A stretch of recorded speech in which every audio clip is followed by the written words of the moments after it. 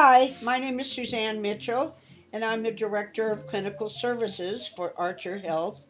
And I'd like to talk a little bit about palliative care. Palliative care really recognizes the journey of disease, acute to chronic to end of life. When we look at today's healthcare and the continuum that's put together, we might look at it something like this as far as acute care, critical care, rehab care, skilled home care, palliative care, or hospice care behind my picture here. And then there's another area that's called long term care, which is not reimbursed at all in our system, but it's a large part of our system in which we have many family caregivers or we have families paying for that level of care, which is mainly personal care. At a course of an illness, we're really looking at this kind of a picture. So we're looking at we we have symptoms and we go and we get diagnosed and then we're diagnosed with some kind of disease or some kind of illness and we're treated for that. And that's what acute curative care is when we get all of our medicines and our surgeries and everything like that. In the same time that this is going on, we begin to acknowledge an area that's called palliative care. That has to do with symptoms, not particularly the disease. You could have a headache from stress, or you could have a headache from a brain tumor. So that when you're treating the headache, just the headache, you're treating with palliative in mind because you're just treating that symptom of a headache, not curing the disease. So it can start way over here, but as the disease progresses and there's less and less available to cure or get rid of the disease, we begin to look more and more about the signs and the symptoms of what's going on with the disease. That sign could be a caregiver that suddenly keels over and the kids don't realize that the reason that she dies is because she's been caring for an Alzheimer husband for the last 2 years and the kids live out of state. That would be an example, I think, of palliative care not working and not her getting any help. Okay. Uh, and until we get to the point where we're just looking at nothing more that we can really do about this disease thing that's going on. We've already had all of our back surgeries and all of our, we've already had all those things and we're still in pain. Okay. So that's when this level of care called hospice comes in, when we are saying as a professional group, we're only treating the symptom, even if it ends in me dying a little sooner. Okay. So that's the philosophy really over here of palliative care. I mean, of hospice care, if that makes sense. So, just a little bit, like I was saying earlier, as far as acute care or curative, the trajectory is first the diagnosis of the disease and any related symptoms and what we're going to do about them, how we're going to go about curing the disease or treating the disease and alleviating symptoms from the disease. But we're pretty focused on the disease and the problem specifically that the person is having. With chronic disease, of course, we get into the areas of having symptoms from COPD and also having symptoms from heart failure, for instance, and it's all the same patient. When we're looking at palliative care, and sometimes it's a little bit difficult with the area of palliative care that we work in when we're dealing with a combination of acute care and not total palliative care. But the main focus in the trajectory of palliative care is to really look at what the patient, what their goals are, if they know what their goals are, and the family, as far as what really are we looking at, as far as what do we want to get from this arthritis problem that we're having, and how these symptoms and other issues are helping or hindering the patient and family getting to those goals. I think you can kind of begin to get the picture a little bit. So then we want to have the interventions assist in moving in that direction. And it might be different. It might be different.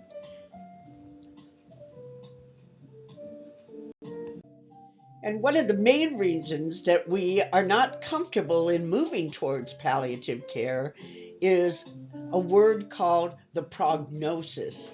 And I think more of our patients really need to understand that terminology in addition to just diagnosis, because the prognosis is basically what helps a physician to stay in the acute care, as far as what are the things that I can do that's going to help this person stay alive the longest. And that's what their focus is on as far as the benefits of acute care. Just like the doctor saying, if you don't do this, you might not live as long. Whereas when you're looking at chronic illness or advanced illness or serious illness, what we're looking at is that the prognosis may give us a little hint that we want to re examine our goals. If the prognosis is hemodialysis and the person has been on hemodialysis for a while, their blood pressure always drops when they're on it, they are not doing well with it. What is going on with this dialysis treatment? Is it really a benefit at this point for the patient or not? So then we might want to look at switching some of our goals into more what the patient is saying, I don't want to do this anymore, for instance. And then what treatments and how we can treat, how we can help that person be more comfortable. Some of the difficulties as far as moving folks into understanding palliative care is just exactly what we were talking about as far as prognosis. Who knows how quickly somebody's going to die from what to this, to this, to this. But that prognosis is really the area that we want to look at. Um, the other is a lot of times we don't want to admit that there isn't anything else that we can do for this disease. And sometimes there's not. Sometimes there just isn't another pill. The other thing is that we inappropriately do aggressive curative care and treatment, sometimes when it really ethically might not be appropriate. And the big one probably here is the tendency to put palliative care with end of life and hospice care, and not really seeing that it should be available for any patient. Any patient should not have to suffer from signs or symptoms of their disease. We should try to work on that while we're working on the disease. The other thing is that as far as people that are trained in understanding palliative, and of course the reimbursement, which is not there yet. It's there a little bit with Medicare B, some of the HMOs, but it's moving in that direction, and we're right on the cusp of it, but it's not really reimbursed so much in our regular system for people. Um, and the concern that if we introduce palliative care, it might interfere with whatever is going on that's trying to uh, extend life. like if somebody's on dialysis, okay, and do we want to introduce palliative care? Oh my gosh, they might want to go off dialysis, and that would be a big problem. That sort of thing. Just real quick, this is just kind of a little history, I guess you would say, of palliative care services. Actually, they got started in the hospitals about 20 years ago, really, when hospitals were realizing and hospices were telling them, that too many people were dying in ICU units that really shouldn't be in ICU units, and the ICU units were getting full. And so a lot of hospitals started palliative care units within the hospital. In other words, where somebody still maybe needed to be on a vent, but they were really trying to wean them off and see if they were going to die if they weaned them off, or be okay, that sort of thing. And they were palliative units, and a lot of hospitals have palliative care units. Hospices work with hospitals all the time as far as a term called inpatient hospice. And when you need acute care, and so the two are collaborating more in that way. There's also a new level of palliative care that the community began to see, and Joint Commission and some of the accrediting folks, as far as combining and putting together palliative care, even though not reimbursed, or reimbursed through Medicare B, or like we're doing, we're reimbursing it because we have a skilled need. And so we are using the skilled need to introduce using what we should be using anyway for every patient. If we're looking at patient centered care, uh, we should be using palliative care in some fashion for every patient. These are just some of the common diagnoses that you would see our healthcare professionals looking at more readily, as far as chronic problems that aren't really going to go away, but will linger and get worse and worse and not be necessarily cured.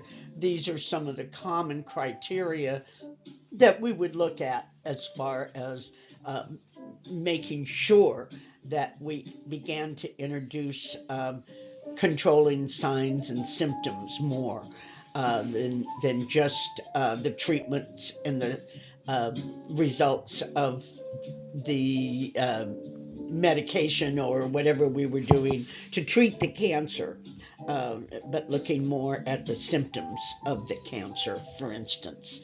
Um, and just as far as the slide right before, as far as community based palliative care, um, that is a certification under Joint Commission for home health agencies, hospices, whatever. Ours, we do not have to be certified in community based palliative care. We are just using palliative care philosophy for all of our patients. Uh,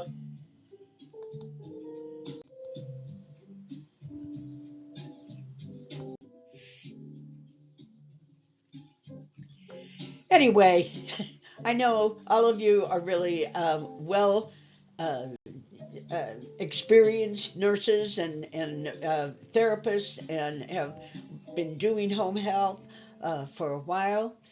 This is change. This is the new normal. Ever since COVID, everything in the world has really changed, and it's not really going back to the way it was. And so we need to come together as a team and try to change.